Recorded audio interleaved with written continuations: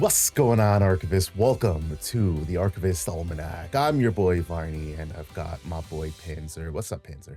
How's it going, man? We're like 6 inches deep of snow here. I don't know about over on your end. It hasn't snowed for the week over here. We got snow like last week, and it wasn't a lot. It was just like enough on the ground to like turn into ice. It was like a little bit of a pain in the ass, and people were getting into accidents because snow. Ice. They still haven't learned how to drive, even though it's winter every year. Right. Yeah, we're a valley and we're lake effect snow, so we get extra hammered. We're in a valley too. As a matter of fact, it's probably worse because like the Poconos are right up there, and whenever it gets cold, like it'll snow in the Poconos like it's nobody's business. The Poconos will get hammered, and then we'll get like the remnants of whatever the Poconos get. Now, luckily, I guess the Poconos haven't gotten hammered yet, but we get some bad snows over here. I remember the one year it snowed and I had a truck, but you know, everybody associates, oh, you have a truck, you're good. I was like, no. My truck's rear wheel drive. Yeah, my truck's a pickup and it's a rear wheel drive. It doesn't have 4-wheel drive. So I told my boss, I was like, yo, like I'm snowed in, I can't get out. And even if I could, like I can't come to work. He's like, well, you have a truck, don't you? I'm like, yeah, you want me fishtailing all over the road? Sure. I was gonna say, do you have like 600 pounds of sand just sitting around so that you don't?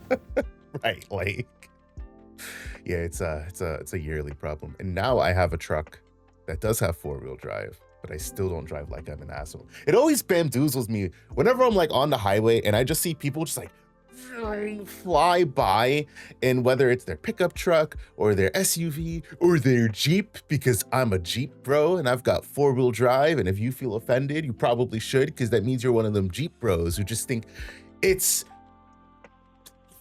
wonky conditions out here, but I've got the 4-wheel drive on and I'm good. Woo! And Jeeps and their 60 ducks. It's the same like on my commute for work, because I have a pretty long work commute. Like the other day, it was after they finally plowed my road after like 3 weeks. Well, 3 days, not 3 weeks, but I get behind people that are doing like 40 in the clear spots, and I'm like, all right, let's go. And then I get to the parts where it's like drifted back over and it's all shitty, and someone's just like, 70 right past you, and it's like, yep. Bro, what? Seriously, I'm like, you're not afraid of like, I don't know, black ice or just like, I don't know, losing control? It's not so easy to regain control if the road is slippery. Like, yeah, and it's still deer season. Like you'll have like 6 or 7 deer just walking across the street. Yeah, for real. Yeah, I don't know. People are surprise me every day. Well, the older I get, the more I realize people are just stupid, and it's me. I am people. I too be the stupid, but you know, it never fails. You're already jaded, but you're not old yet. When you get to my age, then you'll be old and jaded. Yeah, we'll get there eventually. It's too early on a Sunday morning. I know some people are like, oh, I wake up at like 9 a.m. on a Sunday morning. No, I wake up at like 12. My alarm went off at 9. 1. I snoozed it till 11. Wake up at, there you go. Eh. Yeah, I don't get up till late. It's my sleep-in day. I work all day during the week. So yeah, what's up in GA? Let's see. PTM, y'all will have seen our PTM set preview that just dropped. PTM is in the hands of many people now, except us. We're not that lucky. Thank you, United States Postal Service, as always. Yeah, that must be what it is for me too, because our store didn't get their PTM shipment yet. It's delayed until like Tuesday or something. So fantastic. No PTM for me. It was so bad. Our store owner was like, hey, I'm going to sell you guys boxes at 75 if you choose to still buy with me. And I was like, I was going to buy from you anyways. And I told him, I was like, I'll buy from you anyways. Like, sure, I could get boxes from somewhere else, but I say it on any content, any podcast I do, support your LGS, because you support them, they support you. And you know, this is why I'm so hypercritical of LGSs, because we got a store owner. It's a new business, mind you. I want everybody to know this is not like, oh, like this is somebody like struggling for, no. This is a new business who cares about his players, every single one of his players, because he has like every almost every card game at his shop. He loves card games. And it's a coffee shop. He started it with his wife. So they're a newer business, opened within the last 6 months, essentially 6 to 9 months. And they're booming for what it is, which is fantastic. And he's like, yeah, you know, I know you guys can go get product from other places. So to make sure that like you still have some goodwill with me, I'm going to sell you boxes at like a discount to what I would normally sell them to you at. And I'm like, I would have bought them from you anyways. Like, there's no need for you to sell to me at a discounted price. I'll take it. But it's also why whenever I go, I make sure and I buy other things. They have boxes of DTR, Abyssal Heaven, and Mortal Ambition there. And I've bought basically almost every time I go, I buy a box because I'm like, you're stocking product for us. You support us. I gotta support you. And I make sure if I can get my singles from them, I get my singles from them. I bought my Arthurs from them. That was great. Man, I should just like, hit you up for when I need stuff and just have you send it from there to me. If they have it, he has somewhat of an inventory, so I can check. I wish my LGS was like that. There's two of my LGS. There's the one near me, which near me is an hour, and there's another one in Eastern Ohio. And the owner comes to ours occasionally. He's not exactly the friendliest human being. But the workers, the two guys that actually run the store, they're fabulous. I love our store's workers. And I've been glazing GA to the other Digimon players nonstop. And I got the hooks in. I got a decent number of them to try starter decks. I'm like, hey, check out the page with all of the starter deck videos for the Getting Started page, which is a goated page. Like, other card games need that with their content creators on it like that. So I'm like, hey, if you like any starter decks, just let me know. I'll pick it up on my next order. So I got one guy in for Guaoja. He wants a Guaoja deck, so I'll pick one up for him. And since I had it with me and I was showing him because he wanted to see it, I finally just showed it to the workers, and they're like, you get all of this in it? And like, they're like, how much did it cost you? I was like, I got it for like 30 since it's like an older one. I got secondhand. They're like, it's got sleeves and 3 packs in it, so you're just getting the deck for free. I'm like, yeah. Just wait till they see the Merlin Recollection deck, because that's technically speaking a better deal. It's more put together than either of Guoja or Diao-chan. You get Diao-chan's just not a deck. Diao-chan. Yo, speaking of Diao-chan, that's so. We actually we don't have locals to talk about, but we played some games, so we do have that to talk about. Anyways, yeah. I did play some more Diao-chan. After we played, I wanted to play it a little bit more, so I was doing like a let's learn how to play with someone. I shouldn't have picked Diao-chan. It made it a miserable experience. Yeah, for real. They didn't really. They played my Tristan deck. And so I'm like, well, Tristan's got like, you need to like set up big damage turns. I'm like, all right. And they're like, okay. I'm like, yeah, let's just save up your prep counters and wait to do like a big turn. They completely ignored that advice and then just tried to like chip in constantly. And I had Fractals of Protection out and the Cleric Robes. So I was like, I prevent that. I prevent that. I ended up winning through just giving them a couple of the Pingyu flower. Starts with L.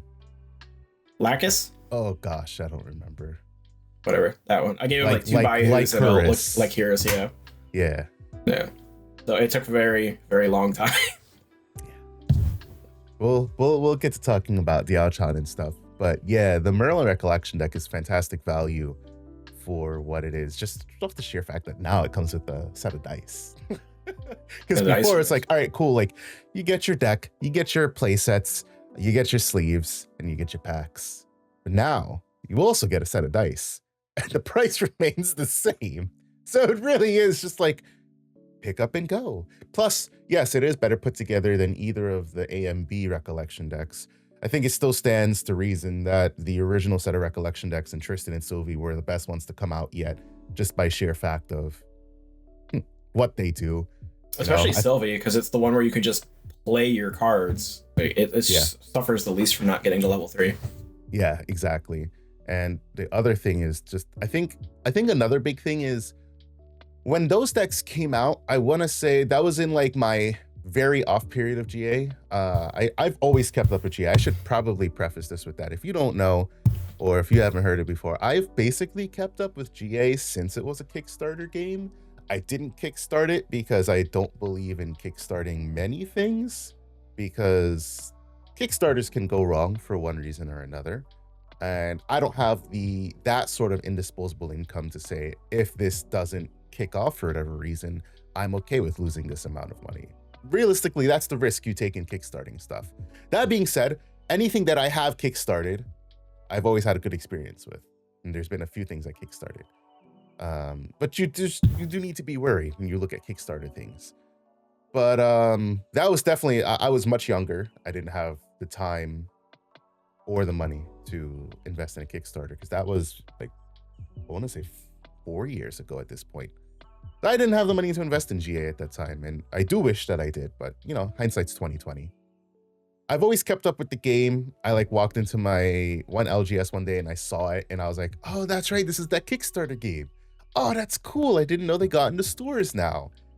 So I've always been on it, on and off. I've watched some of the live streams. I think that's one of the biggest things that they did to like draw people in, was having such a fantastic live stream, especially for newer players. It makes it really consumable. So when I saw the idea of this like recollection deck, I was like, the fuck is a recollection deck? And I was like, oh, okay, so this is kind of just like rehashed, sort of like upgraded what in Digimon, what we would call advanced decks. And advanced decks are great because advanced decks are, when they come out, I think we've had, how many Panzers? This is number 3. Yeah, this is number 3? Damn, it's only number 3? Yeah, because we don't get starter decks in Digimon. One Piece already has more starter decks. I can go on a rant for days about that, but that's they have 8 more starter decks than we do. Don't get me started. So yeah, in Digimon, there's 3, and every single one of those starter decks have basically been competitive right out of the box. Yelzamon was good, and then it got immediate support in BT12. Boom. Tier, almost people 0. would call it tier 0. It was really good right out the box. Bunnies, it was very good. It wasn't like the best thing because it came out at the same time as Magnamon. Yeah, 2 cards out of that deck are still relevant today, so there's that. Yeah. It was a very good deck to say, oh, hey, if you want to play the game and you want to try to be competitive, this is the perfect deck for you. And now we have another one called Amethyst Mandala, which is the Sukuyama starter deck, which looks like it's also competitive right out of the box. So that's what the recollection decks were. But I think the difference was when those came out, like they rehashed Sylvie a bit. They changed out the Baby Gray for Baby Silver. No, like the, I mean, like, you're talking about like the actual Sylvie champion. Crown Sylvie. Yeah. Yeah, because Sylvie, there was a different Sylvie 3, so when they did the Slime Recollection, the Sylvie Loved by All or whatever, the one that just boosts your beast and slimes. Yeah. Yeah, so we got Sylvie Slime Sovereign that was like specific to the Recollection deck. And obviously that was fantastic. I think that like worked very well. And Tristan, I don't know like what changes were made, but those were kind of like rehashes of already, because I can't speak. Existing I think that was Tristan's first deck, wasn't it? She didn't have well, she already had cards that had like come out, I believe. Yeah, because it came out during ALC. RC, or was it ALC? ALC. They were the ALC.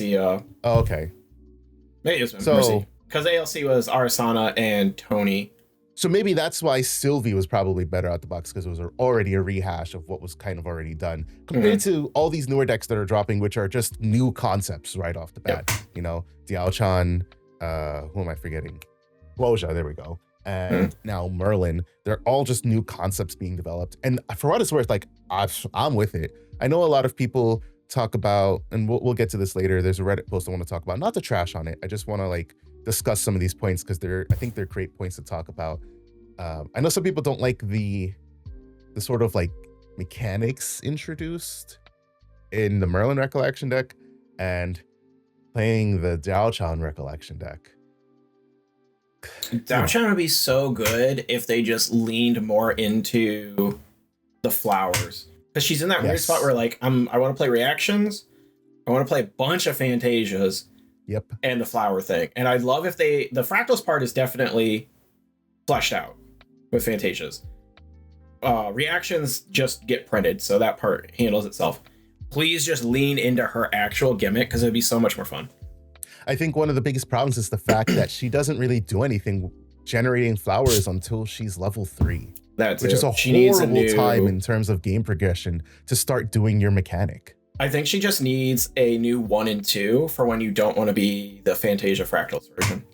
Yeah, which is, for what it's worth, I mean, like Panzer said, fractals are pretty fucking good. So it's gonna take a lot to not want to play the just oh cool. Level 1, I don't even remember what level 1 gets. Level 1 is the get 2 glimmer and then gives you the ability to do the reactions. Do the reaction, and then level 2 is the refreshes your glimmer off. It always sets your glimmer back up to how many Fantasia you have. Yeah, it's gonna take a lot to not to kind of like overthrow those 2 champions. But I have ideas, but I've heard rumblings that if you suggest card effects, they won't happen because they don't want to print something and then have to be. But I will disclaimer, any and all card effects I ever spout out my mouth, you can have. Oh, you know what? I feel the same way. I don't even think I'm a good game designer, but so every now and then I feel like I got a good idea. So yeah, if you watch, like, hey, I want to take that idea. Have at it. I don't give a shit. I'll charge them just letting me spoil the card when they make it. That's it. Right. Exactly. So yeah, like Diao-chan, like she sucks for that, and that's why arguably like Guoja's, it's not better out of the box necessarily. I guess it is inherently because Diao-chan sucks that much. Yeah, I think Guoja's the second best one behind Sylvie, and it's just because they have the most just linear game plan that you can just play. Game plan, and it just like does what it does. It's just like, all right, cool. I've got Fate Stones, and my champion, like my level 1 champion, gives me a Fate Stone on enter. So you get Siryu right off the bat, because that's what comes in the Recollection deck. And I'll go off to the races. I can just start doing my game plan because it happened at level 1. Yep. Compared to Sylvie's game plan is I play the dudes in my deck. Yeah, yeah, exactly. And I get to buff them. That's literally all it is. So, Tristan gives you prep counters. Tristan's kind of wonky because you have like a bunch of allies, and then you have like not enough prep counter generation out of the box. So you can change that with the extra cards though. You know what a good pot is for us to go through the ban list and be like, oh yeah, this card was banned because I remember playing when Tristan had, what was it, Korhazi Outlook. Korhazi Lookout, whatever it is, yeah. Korhazi Outlook. And I remember getting hit by this, and I was like, Yep. So it was your prep counter generation, because you just get a prep counter. And then you get to remove a prep counter. And then opponents can't activate cards this turn. And then you glimpse 1 on top of that. Do me a favor, look up the card Silence from Magic. Okay. All right, let's see. Silence. Your opponents can't cast spells. Is this 1 cost mana? Mm-hmm. And if I remember right, they later made one with Split Second, which is the neither player can react to it while it's on the stack version. So it just happens. So faux interdiction, or whatever it's called. Yeah. Yeah, Korhazi Outlook was a card, and I was like, thanks. I guess I won't do anything. Because like a big thing for me, I was playing Sylvie, and it was my baby green, because I could suppress the weapons.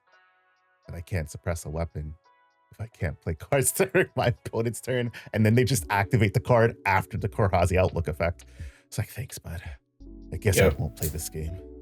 Korhazi probably would have been balanced if they made it at only activatable at slow speed, or like at the end of your recollection step or something like that, so that your opponent has time to mess with whatever you materialized in. I think there's enough like interaction that we don't even need that, like especially for a deck like Tristan, who really can just like 10, 15 shot you in one go. They don't need that sort of non-damage interaction, especially because like with the card Slice and Dice, I think even if you negate the first Slice and Dice, the second attack is still in the, well, you would have to negate the card activation, because if the attack goes through and you negate the attack, the second card is still in the intent, or the second attack is still in the intent, so they're still going to get a second attack through. So it's like, they don't need that level of interaction in their deck. But yeah, they have what is it, black market broker now, which is like basically worse Korhazi Outlook, because you still get the prep generation, but it costs more. It costs you 4 to put down. So it's like, yeah, not a lot of prep generation for you, but like that's fair, right? Because it is a good mechanic. I like that mechanic. It works well. Obviously Tristan does well with it. It won Worlds, you know, like it does what it does, and that's a good thing. does need buffs out the box. But then you have we just trash on Daochan. Daochan's just, there's too many different things it's trying to do. Yeah. And it's a fantastic idea. I love the idea. It just it doesn't do anything. I kind of wish they had used Kongming for it instead, because fleshed out Kongming is a really fun deck, and then you could have put more of the Terra staples in there, like the Terra sites and stuff like that, and gotten 4 of those. Kongming was a great. I didn't realize, like I said it last pod, I believe. I didn't realize Water Terra Kongming slapped as hard as it does with Bagua, and they got that one. I think it's a taunt ally that anytime you're shifting currents, you draw a card. South, you draw a card. Yeah, it's so when they go west to south, and it's like a 1/4. Yeah, that card's good. And then you can prevent damage too, because water, so you can either just negate attacks or you can prevent some amount of that damage coming in, because she's a. Oh wait, Kongming's a mage. Oh, that's probably why they. So we've had an assassin, a tamer, 2 tamers actually. Interesting. We've had 2 tamer recollection decks, 2 assassin recollection decks, and a cleric. I guess warrior doesn't need any love because Lorraine. So or Guardian. I guess mages. Guardian got the best deck out of all of them, honestly, because I'm pretty sure CL can go toe to toe with every Rico. So speaking about that, so I'm really big, really active on the Grand Archive subreddit. Reddit's where I basically live all day. It's where I go for basically everything. And on the Grand Archive subreddit, somebody said they were looking for a budget deck, and they were asking for suggestions under about like $100. And my suggestion to anybody getting into the game is always CL. And I sent a CL list that I have, and somebody said, why CL and not the new Merlin Recollection deck? Merlin is great value for what you're getting, but it's not the most complete thing out of the box, unfortunately, especially for that price. While it is great value, it's not the best thing for me to say to a new player, hey, you should go pick up the Merlin Recollection deck. I would faster, if I was going to tell them a Recollection deck, I would tell them to pick up Sylvie right off the bat. Because it's also just easier to play. Like the new Merlin's got a lot of text on it. Exactly. All Sylvie needs, realistically speaking, is 4 dungeon guides, and then a bunch of like commons, uncommons, rares. Like you can get like Stone Scale Band, Verdant Sept. I don't know what comes in that deck. I know Stone Scale doesn't come in there. No, that one was Proxias when that deck came out. Yeah. And then Covenant of Thorns, and all of those are like rare and below. Thorns is really good with the Slime Lord. It is. And then you just pick up a GCR. So let's say you pay $20 per dungeon guide, that's $80, and then you pay $50 for a GCR, that's $130. You pick up the deck for like $20-$30. It's $160, more than $100. So I'll give you that. But if you forego the GCR and you get like a backup charger, you're like $130 in. Yeah, and if you're playing locally with people, you can just go with a bobble. Super cheap. Yeah, exactly. Go bobbles. You're not gonna live or die by the dungeon guys in her. Like, yeah, it helps getting up to your advanced ones, but you have plenty of like small slimes you can do and just get up to there. Yeah, exactly. And you don't really care too much about losing slimes leveling up either, because Storm Slime will cash in that later for you. Exactly. The Merlin Recollection deck doesn't have that right off the bat. It's great. I like it, but obviously it doesn't feel like the most cohesive thing because of everything it's trying to do. Just like Panzer said, sheer amount of text, but then also it's an assassin, shimmer counters, prep counters. Yeah. It's inherently more complex, which we'll get back to a point I was talking about earlier about complexity in the game. But yeah, I suggested a CL starter deck. And CL is great because you know what? The easiest way to upgrade a CL starter deck is buy 4 Creative Shocks and 4 Cremation Rituals, and you're off to the races. You have now kitted out your deck because you've got 12 draw cards, and I'm a Brain Dead Fire player. And the thing I like doing the most is drawing cards, because surely if I draw the cards, I have a better chance of winning the game. And CL has proven that he's got like 5 competitive builds of CL. Or hey, you got Oblation. Oblation. If you love the character, you could just go with it.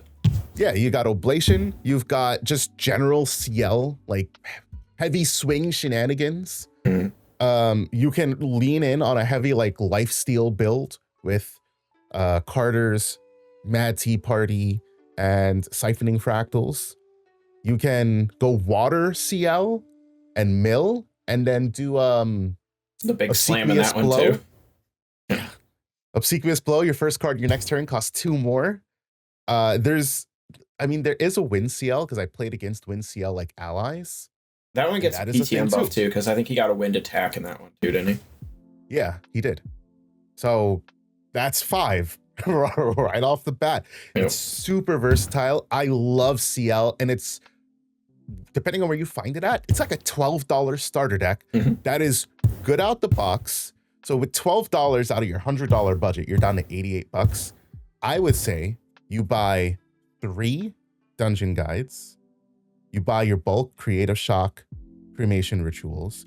You buy your beguiling coups that are maybe like $2 a pop for an SR. And then you can kind of kit everything else out however you want it. Do you want a GCR? You want a backup charger? Do you want some of the URs that CL has access to? Because he has Sortie Ray Vortex, which is his Fantasia that does the ping heal for Omen. He has the new one in PTM, I was about to say DTR, that lets you play any amount of allies from your... Ombre? Yeah, Ombre, Awaken Ombre. It is a UR. It is a UR. And that will be brought up when we get to my complaints for the week. You will be buying singles in the foreseeable future. Yeah. Well, I don't think it'll be that expensive though, but nonetheless, it is still a thing you have to buy. UR is expensive either. It's not, but it is still a thing you have to buy, and you can do all of that and stay under $100. And I'm not saying that you're gonna like win an event, because obviously the decks that draw more cards and have a more cohesive game plan might run you over, and there is a fair bit of player skill in the game as well. I think that's a very big thing, not just a fair bit. But it doesn't mean that you can't take the CL deck and just run with it. It's more than I can say for Diana out of the box. You need to buy Weaving Mana Streams, and I think those are at least $10 a pop. And I do say you need to buy Weaving Mana, unless you play Fire. If you play Fire Diana, you probably are better off, because I don't think you need to buy a whole lot. So, and then there's Fire Aggro and Ally builds. Those are always cheap. Cardistry is really, really cheap too if you just want to swing. Yep. And Suited should be cheap. I don't think Veritas are that much. Oh, I was thinking about the other one, Chessman. Okay. So yeah, Cardistry / Suited, because if you wanted to buy Veritas, they're only like $3. It's probably like your most expensive card, and you can play Suited. You can either play Lorraine so that you can get the sword and you can be really aggro. You can play Tony so that you can protect your Suited allies, and then insert any other champion that you'd want to play Suited with here, because that's how versatile they are. I don't think the Ponyta deck is like egregiously expensive, right? It's more than $100. It is. Because, I think it's because you of could probably Vanitas. budget it down, because I guess you can't really cut the DGs if you want to have like the super broken opener. So I would call Ponytas maybe like a budget, like tier 1 say budget. I mean like probably like, he's not, but like $250 budget, because you have to buy red hairs, you have to buy D-Lus. So red hairs are about like 10 a pop, D-Lus are about 10 a pop, and then Vanitas himself is like 20. Is that's he? 80, yeah. Because he's an SR champion, isn't he? Yeah, an SR champion in the Ultra edition of ALC. That's where I didn't pull one in my ALC Ultra box. So you have to spend on that $100 alone, not counting dungeon guides that you're probably gonna want. I thought the horses would come down more, so that one. Yeah, I mean they came down because D-Lus were like 20, 25, and so red hairs got up there too when it popped off at Boston. So I'm glad I got my horses now. I will not be playing Ponytas, but it actually is a fantastic idea. I love the idea of it, because it's just like, yeah, here's my horses. One mechanic I'd really love for them to flesh out is the equestrian mechanic, because I looked at the equestrian cards. I'm like, why the fuck would I play any of these cards? They all don't really give me anything for wanting to play horses and human allies. Like, I don't know, give me an equestrian that, as long as you have the horse ally on the field, they gain +1 life, and then it's a 1/4 taunt or something like that. I don't know. Like, we need like a stable in the material deck. Yes, like, a stable domain. It preserves your horses when they die. Yo. That would actually be that's Yeah, a you fucking preserve your cool red hair. You idea. just get red hair back every turn, so Bro, you get to can you focus more imagine on playing the getting humans. fucking hit by a red hair every turn? 3 damage. They have to give up every materializing every time to do it. So You're not wrong. Hey, wind, because you're playing Vanitas, and you just beseech your red hair. once again, all of these card ideas are fair game. I love this game because it's like an RPG. It really is like an RPG. You know, I'm a nerd for this type of shit, and the idea of like some sort of stable-esque domain or regalia item. Which, speaking of, there's one thing that I didn't even like. Just like shadow dropped, and we're about to fucking derail here off of what we were originally going to talk about. It's just like shadow drop, but we got what is it? Mantle of the Abyss. Oh, the Alice Fire regalia? Yeah, the Proxia's Vault card that just like appeared out of nowhere. I don't even remember how I saw it. I was just like looking it was yesterday. I'm like looking at something. I don't know why or how. It just like came up that there was like a BNR update. And then all of a sudden I see this Proxia's Vault card got added. And I'm like, why is nobody talking about this? This is kind of a big deal. And why is this a big deal? Sure, we get Proxia's Vaults cards all the time. That's not the problem. Have you guys read this card? Let me zoom in for you guys so you can see this better. Mantle of the Abyss is a Fire Alice Regalia, 0 cost with an Alice bonus. You pay 3 and you banish it, and you generate a Rile the Abyss card and put it into your memory. And I know what you're thinking, but isn't Rile the Abyss banned? You're right, it is. But guess what? It's banned from inclusion in deck list. If we read the reasoning, Rile the Abyss was a card that shook up the Grand Meta Archive. Good Lord, I can't speak. It's too early in the morning for this. The Grand Archive meta disproportionately from the more limited niche we had designed the card for. The balance of the card designed with Fire Alice Spectre archetypes in mind. As a result, we are trying to explore a more limited scope of the card specifically for the archetype by giving Alice decks access to Rile. While Rile the Abyss is itself banned from play, this only limits the card's inclusion in deck lists within tournament formats, but not from being played in a match if it were to be generated into the game. We hope that this will allow Alice decks to be explored more within the original scope of design, and will expectantly look at the meta shifts with the launch of Phantom Monarchs today. So, Fire Alice can play Rile the Abyss at 1 copy, but let's be honest, Fire Alice can recycle their deck. While it's not necessarily likely that you might see 2 copies of it, it's possible. You play this, you get your Rile the Abyss, you start your turn, now you have all your cards, you play Rile the Abyss, you're going to trash a whole ton of Spectres and draw new cards.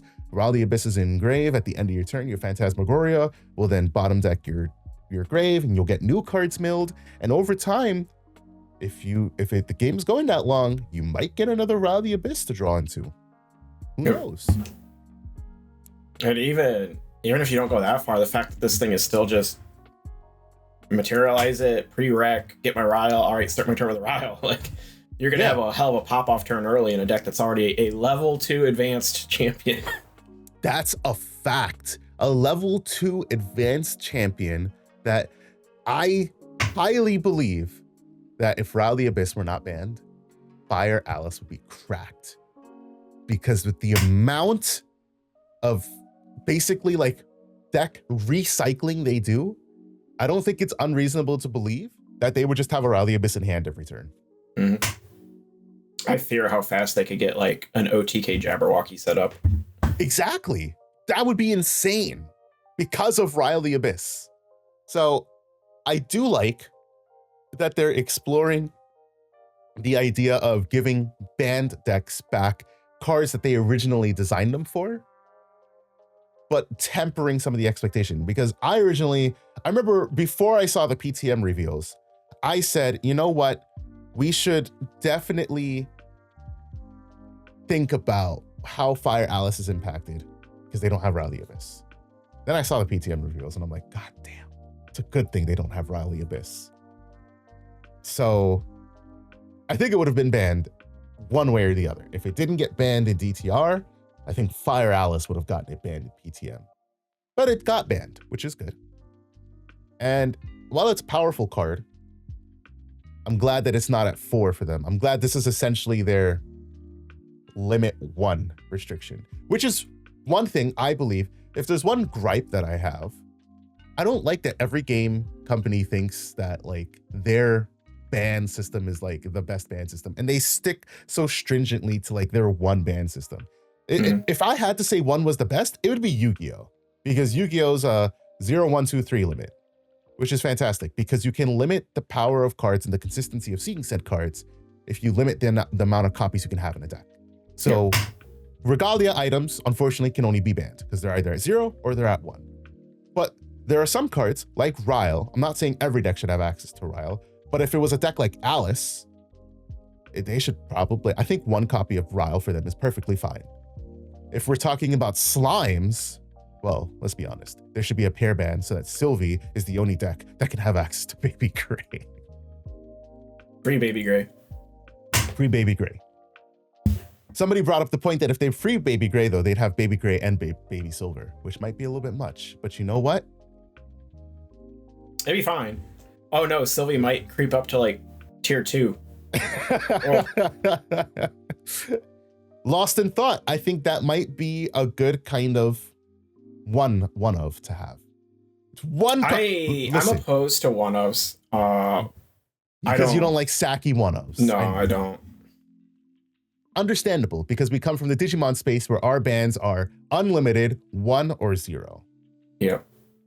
But that's because when they ban cards, they're specifically banning cards. They first of all, they stray away from banning cards. They only limit cards. Yeah, 2 banned cards, which is insane because we're on set. What's the third one? We have the 2 Tamers and then Mega Digimon Fusion. I forgot Matt is straight banned. Matt and what other tamer? Sayo and Co. The oh, that's right, the loop. I always forget about that one because they kept having to like pair band around it, and they're like, we just can't anymore. Right, exactly, and that's like a perfect example. Like, it has that flexibility. They have so the only thing that I don't like is that everything is because they introduced pair bands, which I love the idea of pair bands because I come from Vanguard as well, and Vanguard does pair bands so that you can only play, if you play this card, then you can only play this card or this, however you want your pair band to be, which I think is a great way to make sure cards only get played in the sort of way that you want them to be played in if you are the game developer. So I don't mind Saki one-ofs if the card is deserving of being a Saki one-of. Like, sure, memory gaining cards for Digimon, we'll stop talking about Digimon in a second. Memory gaining cards for Digimon, I hate when I see them hit the Saki one-of, but you know what, at the end of the day, it's fine. It is what it is. I wish they would ban more things, but those wouldn't be the first cards I would ban. No, HPD is the first card that goes to 0. Yeah, HPD is the first card. It has no business being in this game anymore when you look at the other things that went to 0.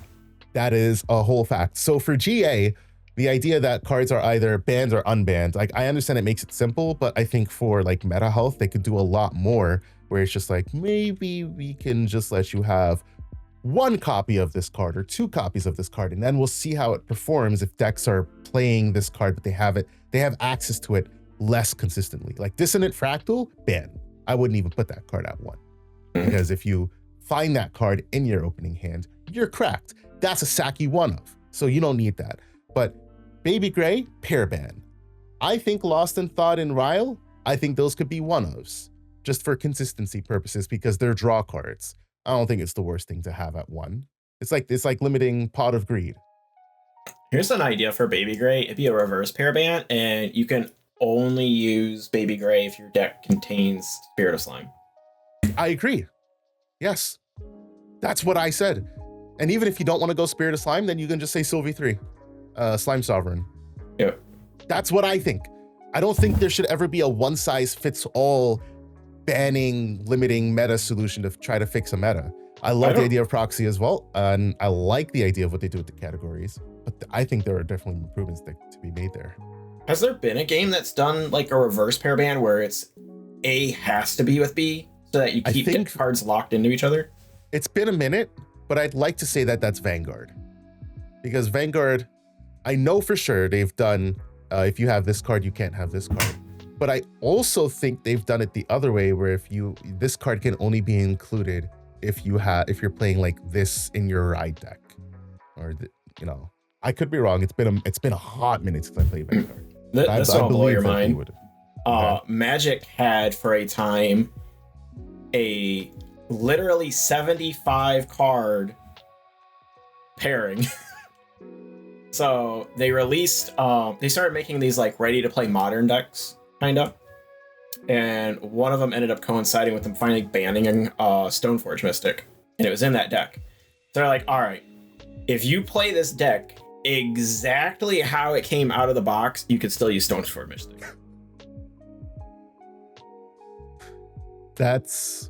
It kind of be like using Crystal Empowerment out of all the precons that have it in GA, because there's like 3 or 4 that have it in it. Yeah, that's if we want to talk about player unfriendly restrictions, I think that's actually pretty nice. They're like, hey, you spent 40 or whatever bucks on this thing is, you can use it, just don't change anything in it. Sure, I just have to, surely there's a better way to say that than a 75 card restriction. So going back to now this Reddit post that we want to talk about. So I'm not going to call out any names, and this is just meant to be in like just discussion points, because I'm a Digimon refugee and Panzer is a current Digimon player, but also a player of many card games. So I feel like there's a good bit to talk about here. I'm a Digimon Stockholm Syndrome player. Not the Stockholm Syndrome. Somebody made a post why I bounced off of GA. So I'll just go through their main points that they mentioned. Number 1 was cost. Listen, there's no getting around it. This game's expensive. It realistically is. And card games not named Pokemon are expensive. Yeah, and I don't think Pokemon is ever a fair comparison for anybody to use as, because Pokemon is literally floated by the fact that they have such an insane amount of scalpers in that game. Yeah, and I hate to say that, but you can buy everything that's in this deck for half the price of the deck. Yeah, exactly. They will literally buy boxes and okay, so scalpers are one thing because they're trying to resell product. But then, what I should have said, sorry, let me correct myself. Yes, let's take scalpers out the equation. Pokemon is floated by their massive collectors market. And then the collectors market who only buys cards to try to scalp. Yep. Because they'll open product to try to pull the high pull cards, and then they just offload all the bulk at low prices. Same thing the collectors do, but the scalpers are doing it with more of a malicious intent. And I have firsthand experience with it now because I got the itch because of one of my buddies here down the road. I promised him if we ever were out and we saw Pokemon decks in the wild, because seeing Pokemon stuff out in the wild just doesn't happen. I was like, if we ever see it, I'll buy Pokemon with you and we'll play a little bit. And so I bought it. And I am me with trading card games. So I went and I bought 4 tier like 1 to 2 decks in entirety. It was $106 and 21 of that was shipping.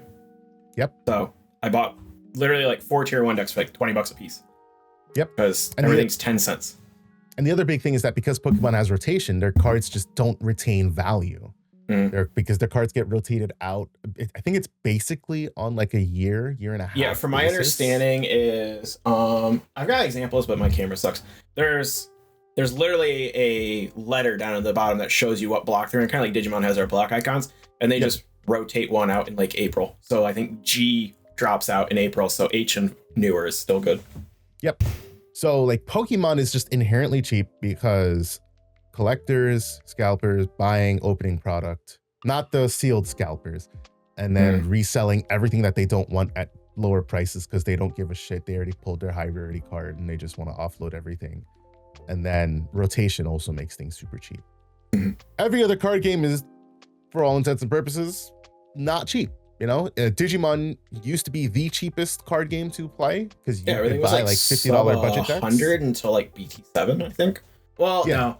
I guess Omni was a little expensive in like the BT 1 through 3 era, the omnis themselves, and then we nothing don't else. count the COVID period. So yeah, nothing else was really expensive era. unless you wanted Pulsemons? Promos. Yeah, the promo Pulsemons were really expensive, and can't remember what the other one was. There was like one other expensive promo.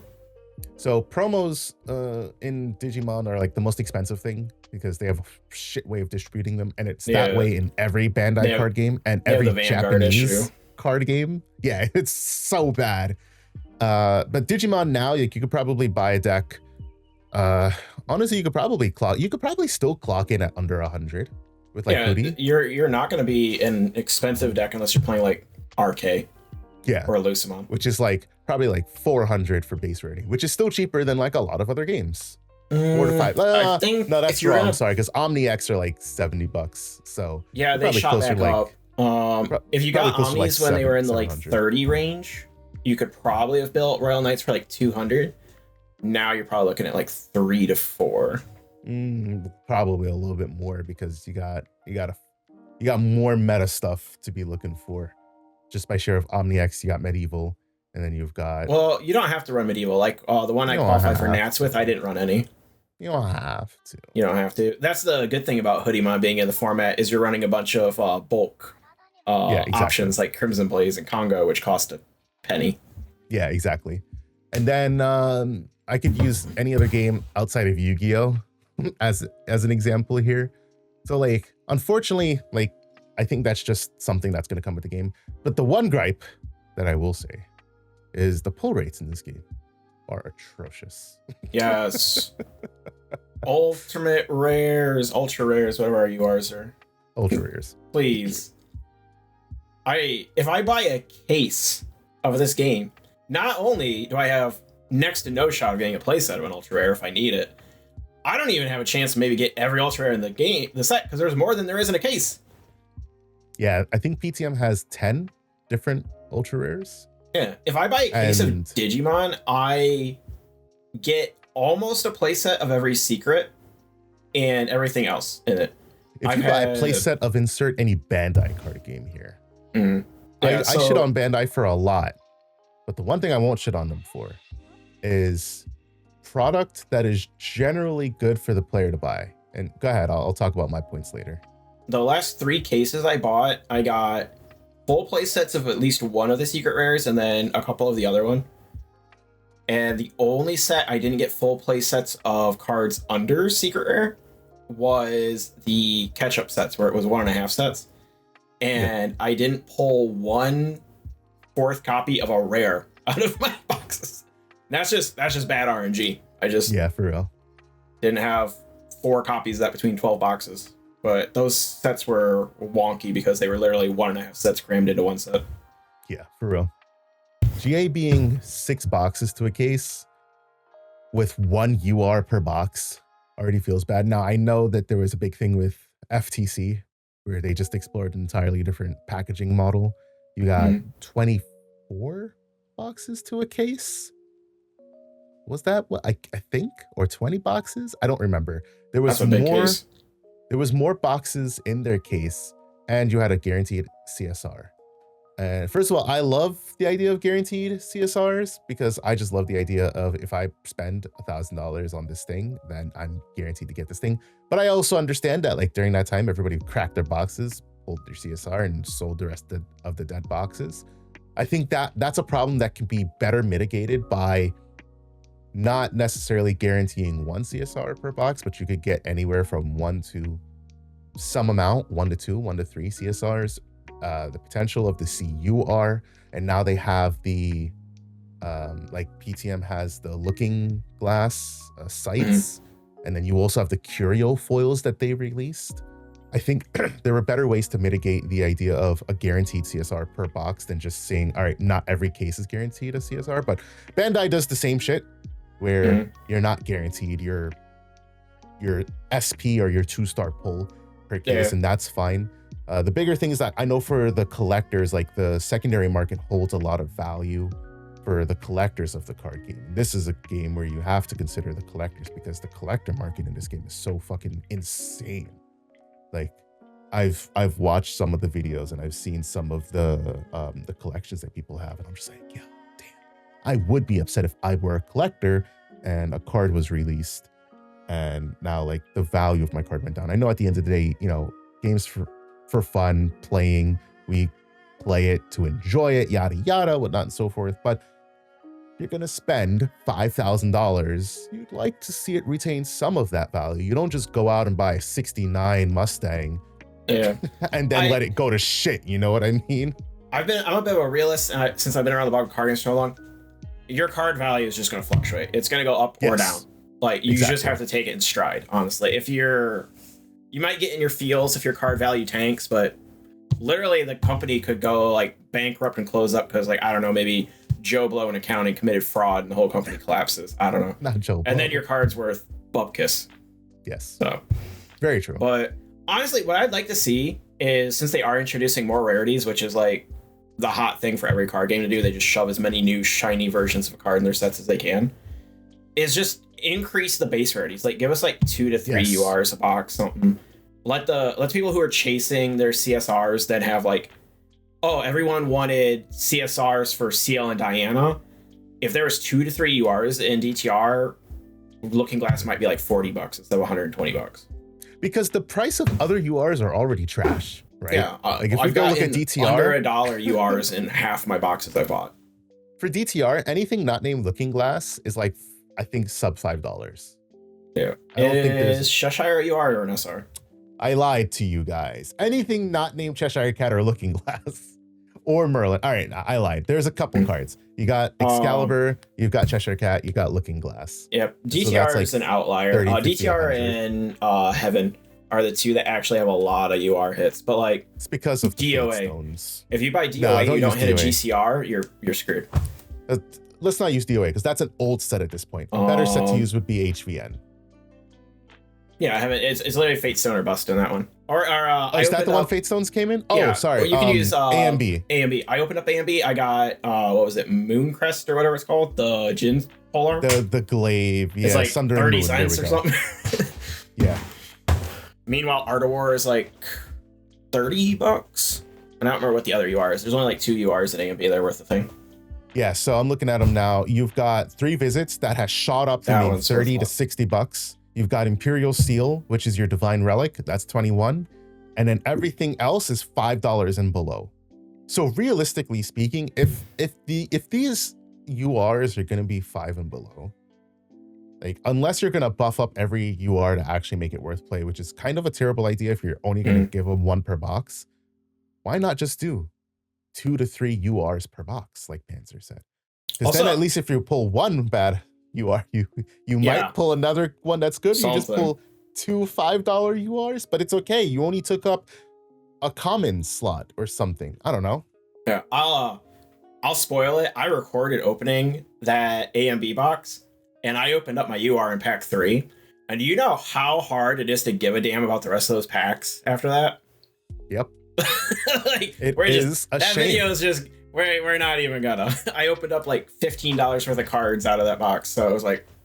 I mean, if we're gonna talk about that, we can talk about SRs as well, because Digi or any Bandai game is basically 7, and you get SRs 1 per box. The only way you get duplicates of anything in a Digimon box of SR and higher is if you get the alt art. And so in GA, I think it's 6 SRs per box, but it feels, because there's so many SRs, we got 4, 8, 12, 16, 20, 24, 28. There's 32. I'm about to drop the F-bomb really hard here. There's 32 fucking SRs and in Mortal I got Ambition. a duplicate SR in one of my boxes, which I'm not sure if that is something you're supposed to or not. I don't think you're supposed to. I think that's a so in my AMB box, I got duplicates of Collation. The blue unique ally. Let me grab it. It's insane to me. This chick. I got 2 of her in my box. She's an SR. That's funky. And she's worth nothing. And then when I was opening up my ALC box yesterday, I didn't pay attention to this in my other ones, but I noticed it when I was opening this one, is some packs had 2 rares and some packs had a rare. And I'm not sure what was going on about that, because it was It's like back and forth. Like sometimes I open a pack and it has double rare and some has single rare. And I assume one of those rares weren't foiled? No. I got one rare foil in the whole box. I got my 3 foils, but only one of them was foil. But I think I had like 5 or 6 packs that had double rares in it. I think the idea of like the 3 foils per box is fine. One curio foil per whatever the distribution rarity is, whatever. I think those are fine. But if you want to appeal to like making the game cheaper for people to pick up and not make cost a barrier to entry, the sheer fact that there's 32 SRs and you in a case or in a box you get 6 SRs, which means in a case you'll get 36 SRs, but you have 32 SRs in your set is insane. I'm not saying you need to double it, but I feel like 8 to 9 SRs per box would go a long way. It feels hard to pull a lot of things. So like my ALC box, for example, Cosmic Bolt is a common. I got 1. Yeah. Welcome to Cosmic Bolts. I opened up AMB and DOA where dungeon guides are rare. I didn't get a dungeon guide in either of them. Yep. There were like other commons and uncommons. I was like, oh, cool. If I get these, I can save on the shipping because it's going to cost me like $5 in shipping for a 10-cent card. Didn't get any of them. Like, if I open up a booster box and I don't get even just like one of each common or uncommon, it's like, you should at bare minimum get like one of each card. Yeah, in my personal opinion, in any card game, if you buy 2 booster boxes, you have to play set of all the commons and uncommons. Yeah, I can't tell you how many times I've looked through my bulk and I've bought not as much, but I have like maybe like 3 boxes, like 3 5,000 card boxes of bulk here. Yeah, 3 5,000 boxes of bulk. The amount of times I've just like sifted through cards because I'm like, there's no way I don't have this card. I know this is just an uncommon. Where is it? There's no way I don't have this uncommon. That's crazy. Yeah, so that's my biggest gripe is with the pull rates is your base rarity versions, especially in the modern card game philosophy for companies where they're just high rarity alternate versions of cards, is if you want people to crack boxes for their big collections, it's proven, no one has a problem with it. Put as many different high rarity versions of a card as you want. Let the whales be whales. And then it lets your player base be in existence. And that's your best form of marketing. If you have everybody who's interested in your game able to afford base rarity decks at a reasonable price, that's free marketing. If I could tell somebody that their CL deck with dungeon guides alone would be $50, that goes a long way over saying the CL deck with dungeon guides is $100. Because dungeon guide at the end of the day is just a rare. And it's been reprinted a couple times technically, but realistically in sets, it's been reprinted once in AMB, and it's still like $18. And if it could get reprinted again, because in my opinion, that should be a card that should just be in starter decks. Reprinted. It should have been in like either starter decks or recollection decks, even in starter decks as like a 2 of. I think as a 2 of, it would go a long way. It would make CL and Diana so much better. If you're going to include it in sets, it should just be included in like every set as like a perpetual reprint until like the price comes down enough. Every few sets do another one of the like the prelude thing, like, oh, we'll release a Tony Arasana double pack again, and they're each going to have a pair of dungeon guides in their deck. Another thing I think they could just benefit from, I was very upset to not see a Fracturized reprint in either of the Recollection deck or PTM, because Fracturized, now that it's confirmed to not have a reprint, is now $40 on TCG Player.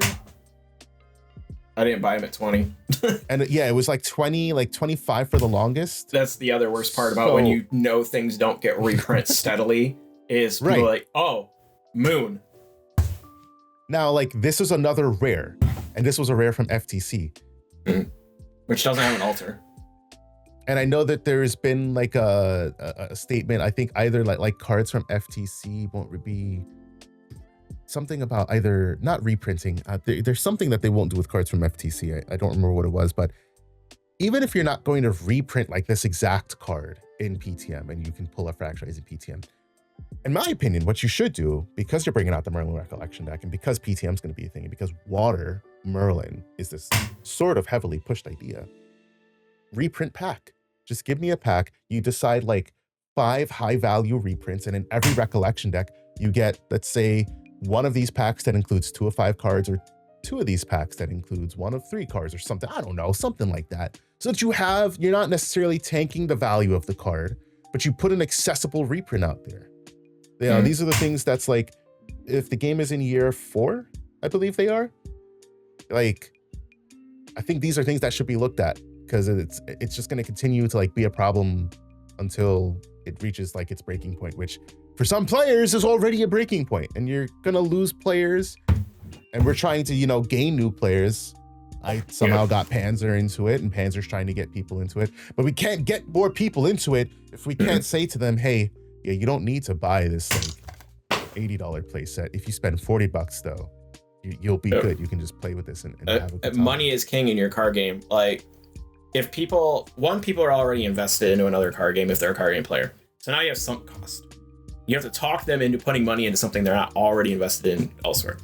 Yep. The second is, if you cost more, your game has to be good enough in comparison to what they're already playing to beat the sunk cost. I'm already having fun with this. And I was like, oh, I'll spend more because this is more fun.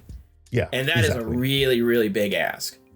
So unfortunately, if you want someone to move into your card game, it's either going to be that they finally have had it with their card games problems, or you're not making them say, I have to pay more. They can just move their budget over.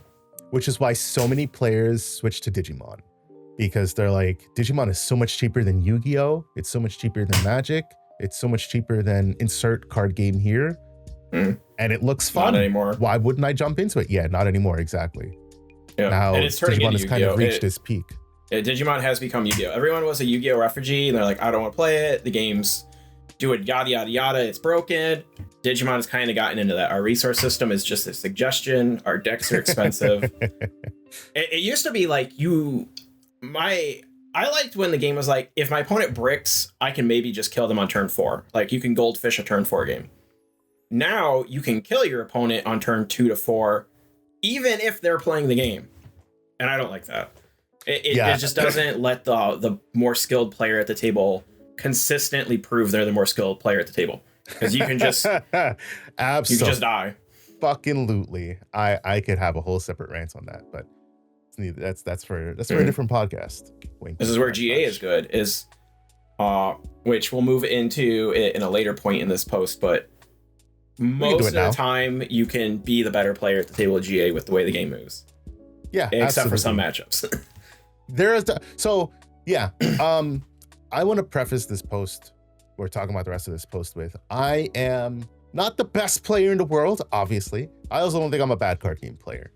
I've been playing card games for only maybe like 4 years, maybe 3. Let's go with 3 going on 4. That's probably a better number to say. And I love it. I love thinking about the way they play. GA, in my short experience in the matchups that I've played, some matchups do look unwinnable. I played against Winsiryu.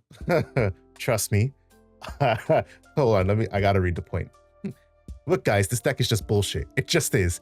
I'm not saying it's unbeatable or tier 0, but I've never seen a deck that could be so flexible based on the cards they draw.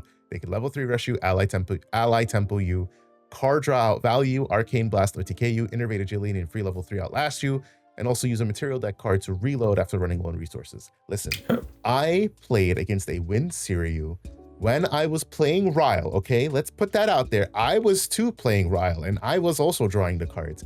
They dropped Censor on me, and then they generated 15 influence.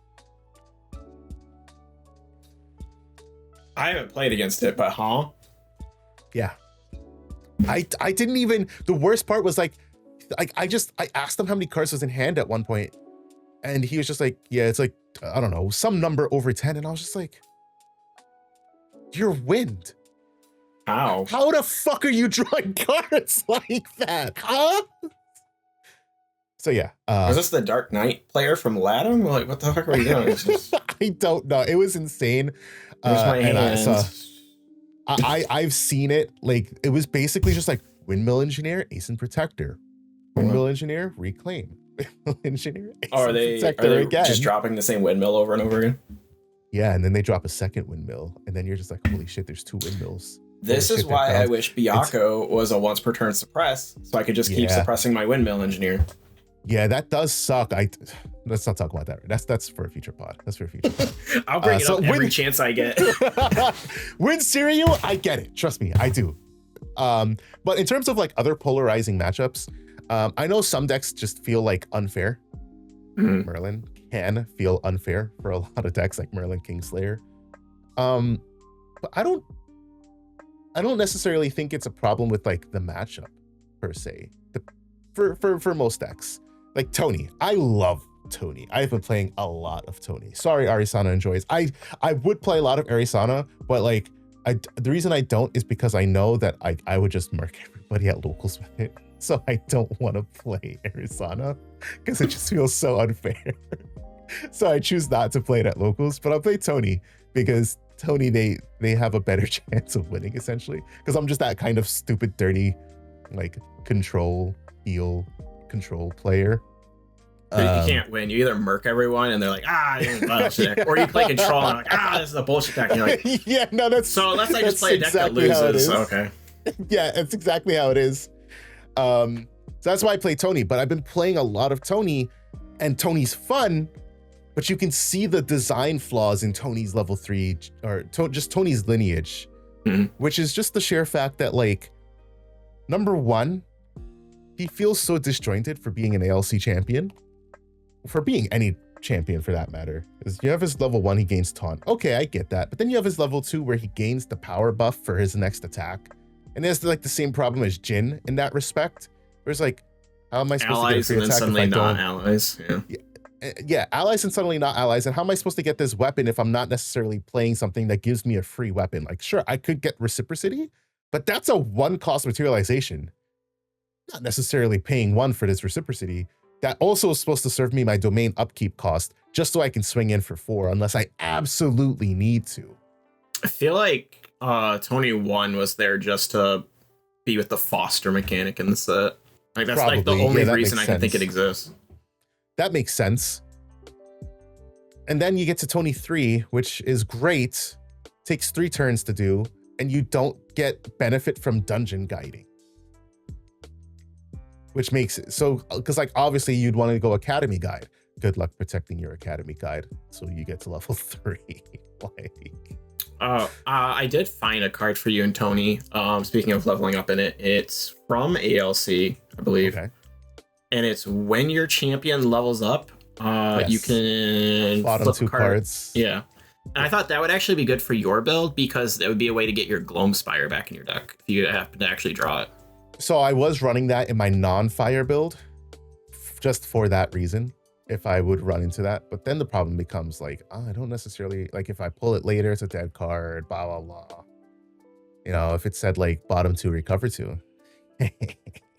Bottom 2, recover 1 when you level up. I mean, just for the sheer fact, let's be honest, Tony's a Guardian. I know he can kind of be hard to kill, but there's a lot of like high velocity kill lines. You give me a domain that says when I level up, draw 1, recover 1. Tony can win from having 14 objects blown up in a single turn. Hey, that's only because I was already at Tony 3 and I had enough advantage in my hand. It also didn't help that I leveled up and I hit both of my flower bug cashing cards. Yeah, like and you didn't turn 6 them influence. into anything. Yeah.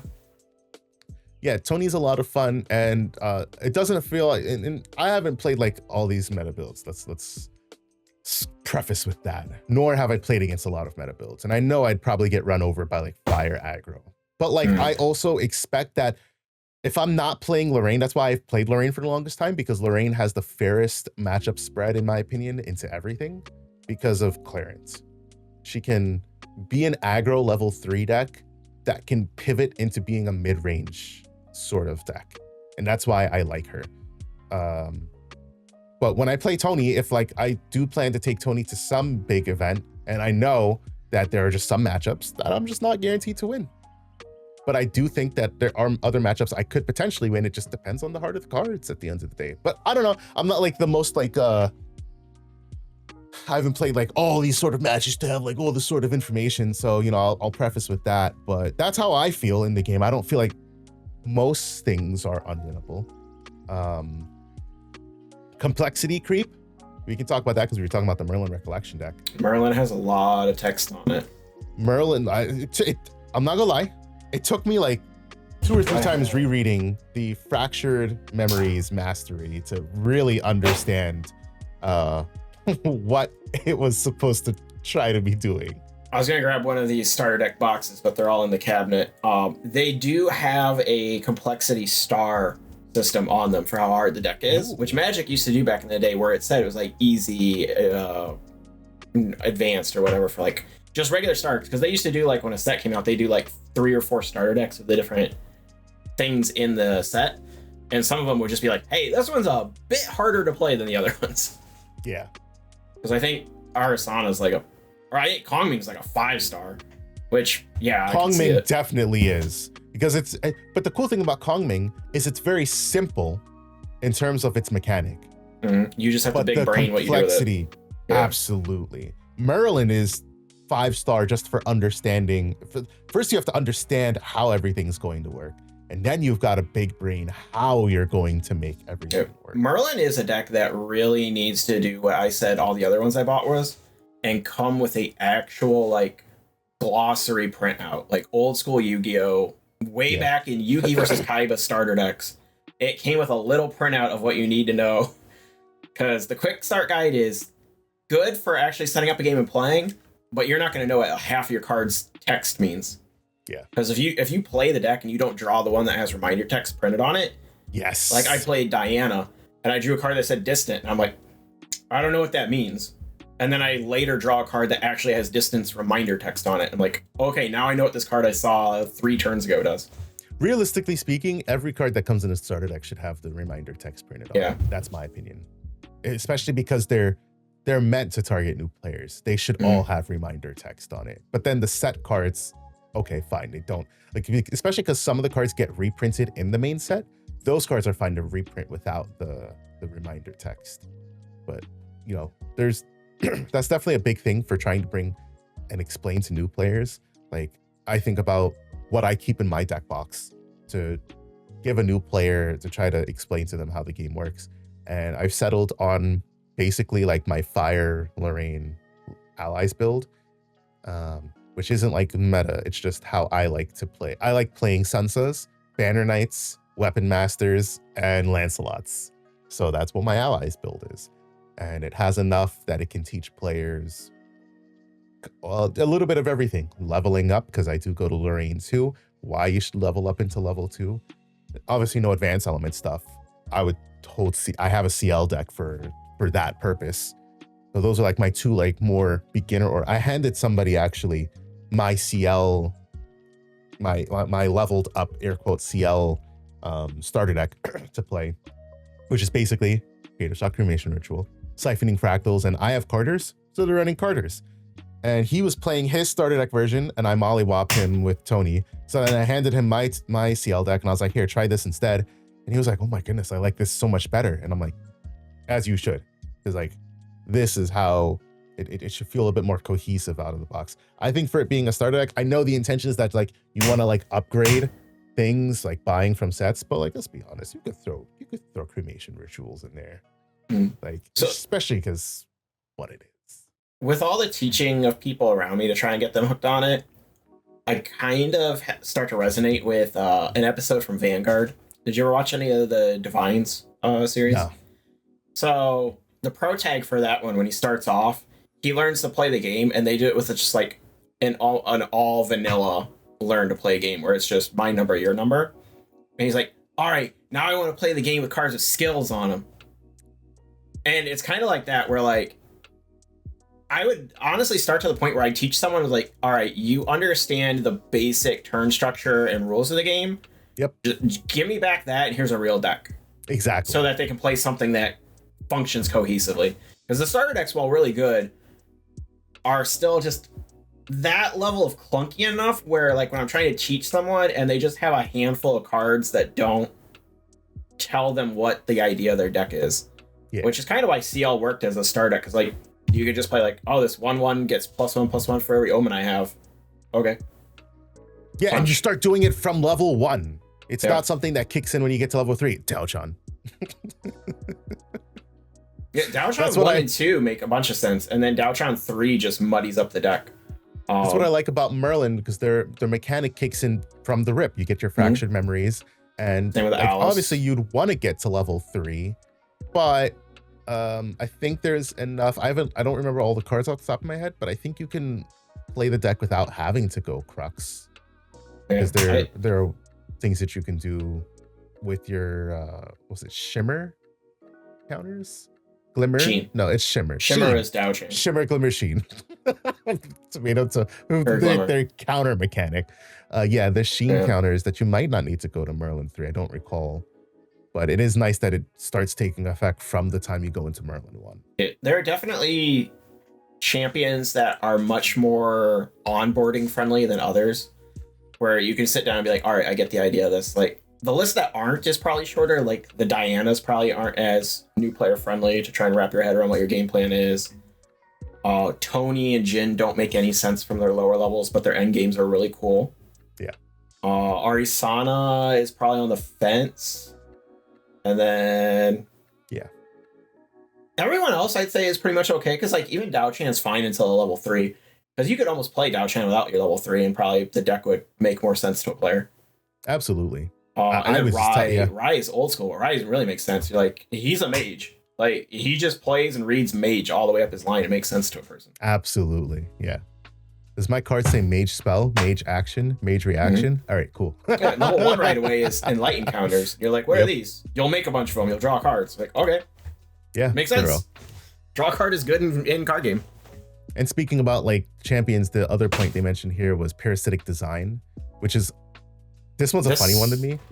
This one, I actually was like, yeah, I get it, because that's an issue in Digimon right now where, and it's been an argument in my locals a lot lately too, because like people are like, oh, these cards shouldn't work together. This like the Hoodiemon deck using Pyldramon and stuff, and they're like, oh, you shouldn't be able to mix these. And then like I played that Taxes Royal Knight deck where it's literally I shoved 21 Tamers and used some Royal Knight cards, and they're like, this deck shouldn't work. And it's like, we have a problem where we have these archetype decks that are just OP because everything in the deck works together, and those are a problem. And then we have a deck where I'm taking like bits and chunks of things and making a strategy work, and that's a problem. Where do we win in between these things? Like, I don't understand what people want. And for Digimon, people are much more archetype driven because I like this Digimon. This line needs to be my untainted sacred line of Digimon. Like, heaven forbid Greymon's hanging out with like a Numamon or something, I don't know. But GA being in the same kind of issue where it's like people might start getting attached to a champion, and then you want cards that are archetype to that champion. I understand that, but I do also agree with the person, we're getting too many cards that are getting locked to champion bonus. Fate Stones with Gouaja, for example. I would love if the Fate Stones worked outside of Gouaja, and then she just did them better. So I understand that point, but I feel like that's not the best point, because there was a period of the game where everything was just class bonus. But then you had the problems where it's like, so like the one thing that's a big thing to notice is like Merlin Kingslayer is a dual class. And I think it's the and only she can come up from class other card. classes too. Right. So generally speaking, she will always come up from a warrior because Lorraine's the best one, but you can also play her with Kongming. Yeah, so she can come up from being a mage. But her level 3 is Mage Warrior, which gives her access to so many cracked lines, realistically speaking.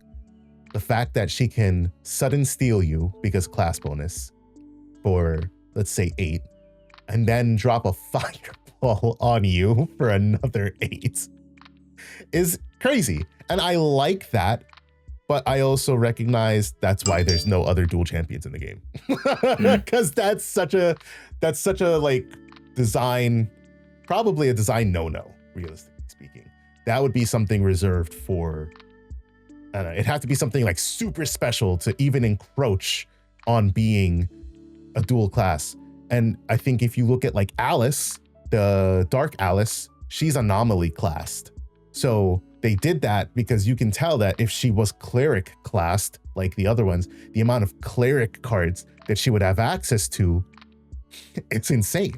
So instead of making her cleric class, you make her anomaly, and cool. You shut down then the idea that she can play these cleric cards and get their class bonuses. But you also give it a new class where now you have like Bandersnatch that has the anomaly class bonus. So which she also can't keeps play it out of cards. other people's decks too, which is nice. Exactly. Which I'm fine with that. If they have like, this is the Alice archetype cards, that's right. fine. So it's Alice archetype, but without saying Alice bonus. Yeah. Because it's anomaly class bonus. So you have just a little bit of flexibility if they do another anomaly class in the future. But I feel like because the card pools are so vast, I'm sure their playtesting team isn't that large, all things considered, for how big the game has grown in its period of time. There's no way to test everything. There's no way to make sure that like this isn't encroaching on that and that is encroaching on this. I know people talk about they hate rotation. I personally don't like rotation, but I also, for GA, the more these cards come out, can understand that rotation is probably inevitable. Yeah, eventually they're gonna end up releasing another dual class champion. Like, what if we end up with like a Guardian Assassin? Ew.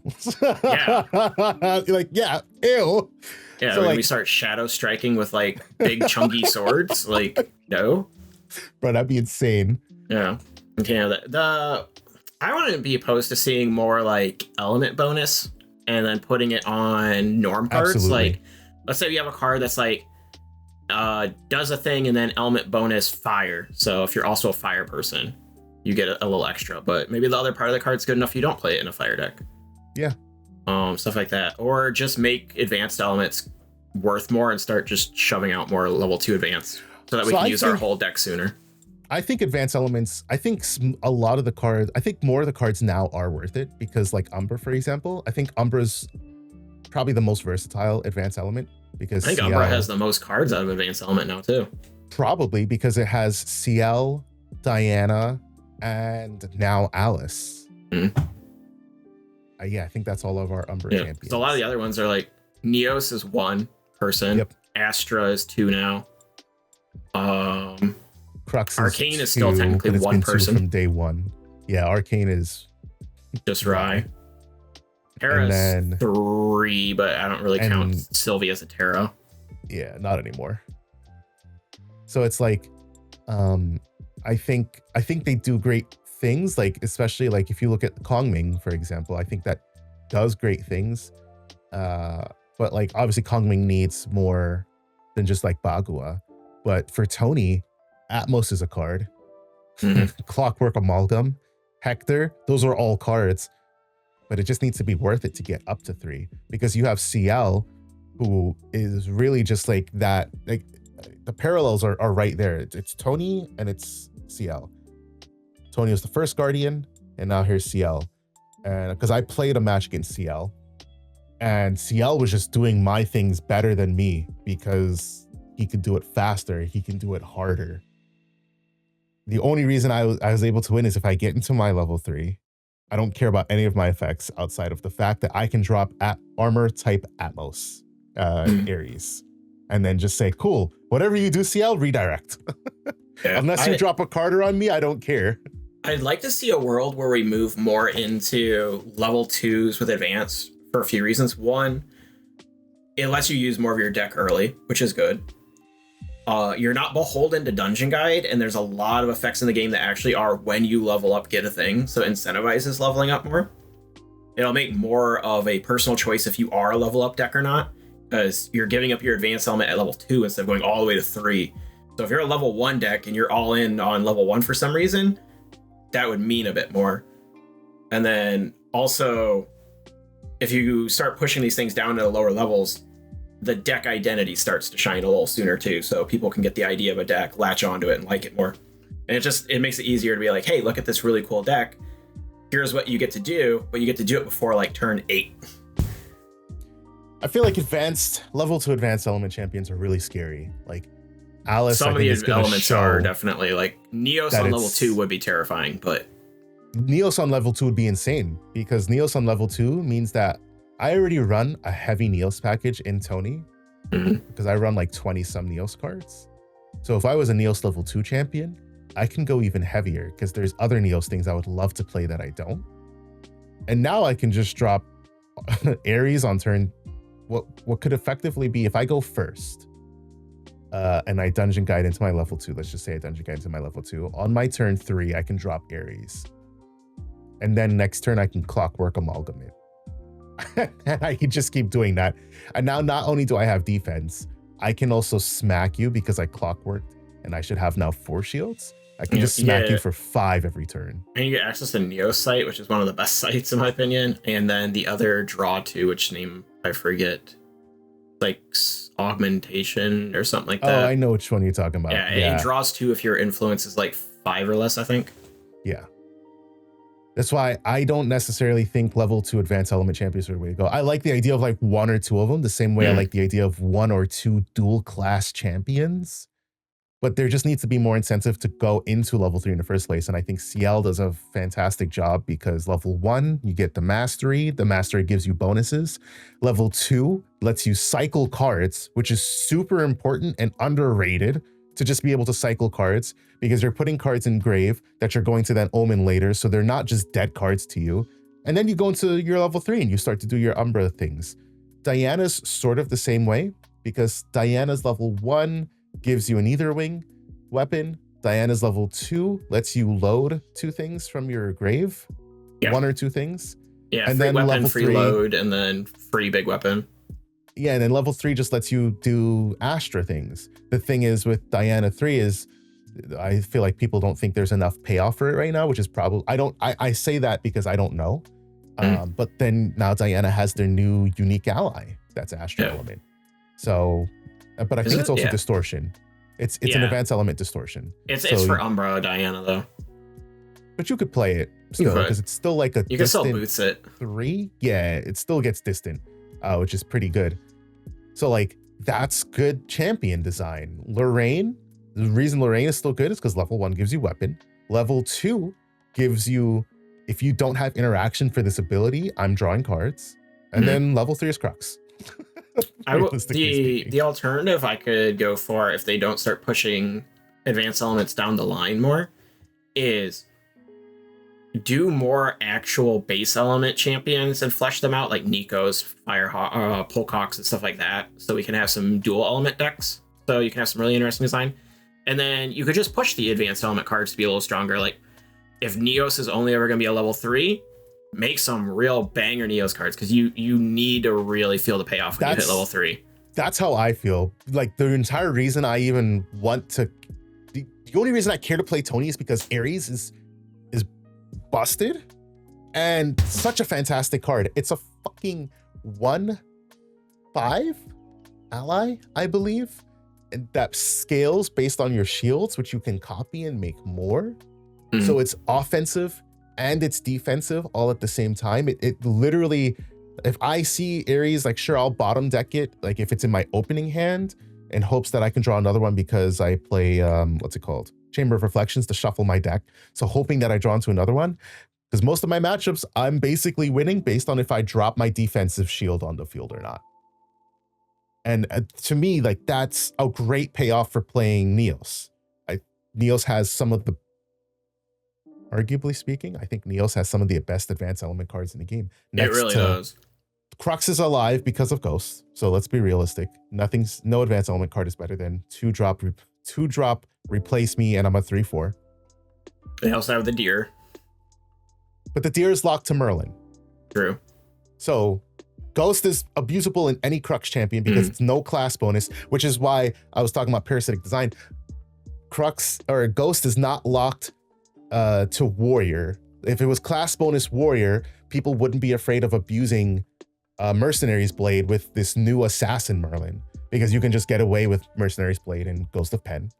Mercenary's Blade was then moved into, I think it moved into category 2 as well, because they're aware of this interaction that exists with Ghost. I think it's still in category 1. No, it's still in 2. Yeah, with that list update, it got moved to Cat 2. So like they're aware of that interaction. But if Ghost was class lock Warrior, sure, Merlin Kingslayer could still abuse it, but this new Merlin champion wouldn't be able to. Yeah. So I think like it's just inherent as the game goes on, they're going to find different things that should be class locked, shouldn't be class locked, should be champion locked, and element locked. The Proxy of Vault Alice card, it was inherently, obviously, I mean, Ryle is a fire card, but you know, it's inherently fire locked because it's also a fire element regalia. So you're playing it in fire Alice. And then it has the Alice bonus so that no other deck can abuse Ryle the Abyss except Alice. So or I think as Merlin. or Merlin. So I think as the game goes on, like we're gonna see more exploration. I think Merlin was this recollection deck was already a big exploration in game design because it feels like the Auchan, like in terms of the mechanic that they're trying to introduce, but trying to make it a little bit more cohesive out of the box. I don't know if it's good or bad because I haven't played it yet. And then I'll let you guys know when I do play it. It very well might turn into a Dao-Chan where you have to go straight into the extra copies package because it does have a lot of moving parts, but it might just work right out of the box too, because just making the obelisks and beating face with them will probably be good enough game plan. Yeah, exactly. I think as the game goes on, you know, I saw one of the criticisms in these comments. They're like, oh, people are quick to say Weaves is a young company. I mean, listen, I'm a Bandai refugee, okay? I criticize Bandai for a lot of things. And I'll criticize anybody for anything that I feel heavily about. But I'll also give credit where credit's due. I've praised Bandai and I've praised Weaves. It's the reason that I've switched from Digimon to GA being my main game, because I've just enjoyed this a hell of a lot more than I've been enjoying Digimon recently, especially for me being a competitive player, which is inherently a different mindset to read this post from than the more casual player mindset. But I do enjoy this game to the point that I think Pantheon, because Panzer is coming with me to Los Angeles, is going to be this hopefully big thing to try to make people play the game on a more casual level. Because I think the game is a lot of fun, even if you're not try-harding it, which is more than I can say for some other games. Yeah, and some people view critiques too as like, oh, you don't think this game is perfect, you hate it. It's literally the you like pancakes so you hate waffles argument. And it's like, just because I'm saying my food needs more salt on it doesn't mean I'm throwing up into a bucket right now. Like, come on. Right. But just because I love my waffles doesn't mean I don't fancy a pancake every now and then. Exactly. Like, we critique it, but we're playing it and buying it. And there's a reason that I'm doing that, yeah. Yeah, that's why we're critiquing it and not just saying, screw it, I'm done. I don't know. It's always been a card game player thing. I think it's just any like hobbyist thing.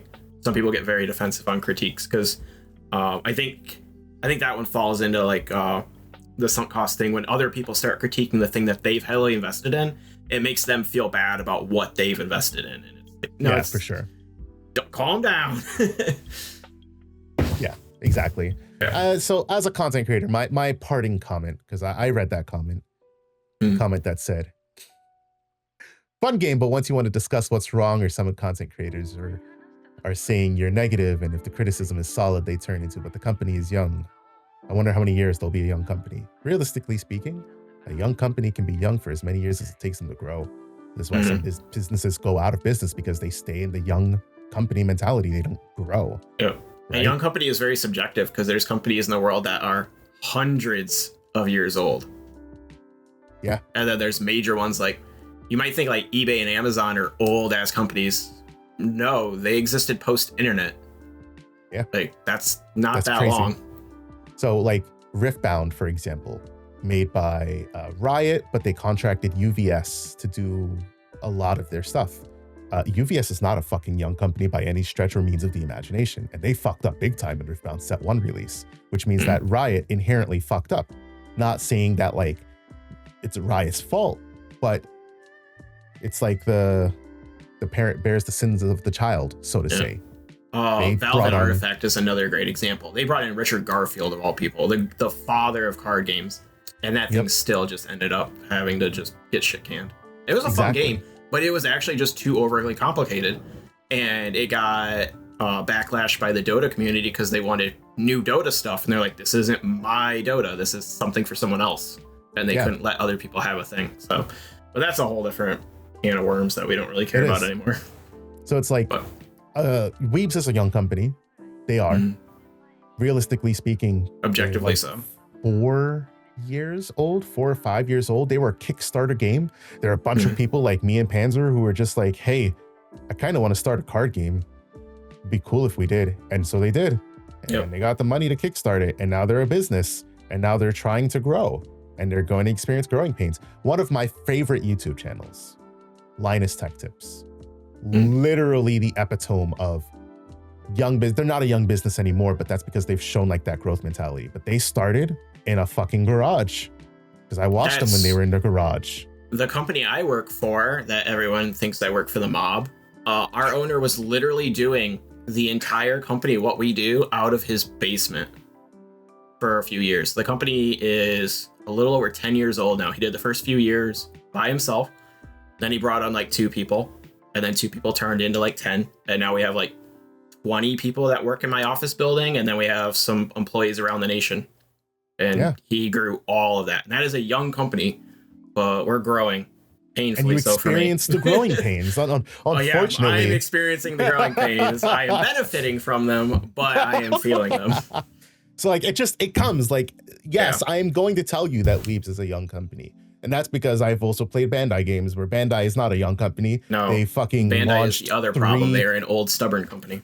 Yeah, and they've launched 3 failed Digimon games and a failed Naruto game. And then they had a banger in Digimon 2020 that they now fed into like 6 different other fucking card games. But now they're managing 6 different card games. Yeah, they just can't stop cannibalizing themselves. But, I don't know. As far as the post goes that we've been speaking about, I fully agree with like all the points. They're all valid. And it's not even a GA specific thing. This is literally just the common sentiment for anyone when they find out a card game's just not for them right now. And it's all legit. Like finances are always, everyone has their own financial lane. You can't really give someone shit for if like a card game just outprices them, because the price of the card game is never in the hands of the person playing it, honestly. Yep, absolutely. So that's it. Wanted to talk about that. I think that was a good talking point because 2 newer players here, and I've been having fun with the game. So that's why we're sitting here doing a podcast. Yep. So that's the gist. That's it for today's episode. Any parting words, Panzer? If you are in the Northwest Ohio, Eastern, anywhere in my area, and you play this game, let me know. Please. I'm trying to get my LGS to carry the game. I've got the hooks into people, but I just need more people. Now you need to reel them in. I need people. Please. Likewise, if you are in the Eastern Pennsylvania area, you are anywhere around the Lehigh Valley, Allentown, Bethlehem, Easton, and you want to stop by Manamoka in Palmerton, Pennsylvania, it's a fun time. Sundays at 3:30 p.m. where I maybe will be going today. I don't know. Depends if I feel like driving. Because you got an hour and a half. Yeah, I got an hour and a half. That's it for today's episode of the Archivist Almanac. Thank you guys for listening, and until we talk to you guys the next time. Peace out. Have a good one.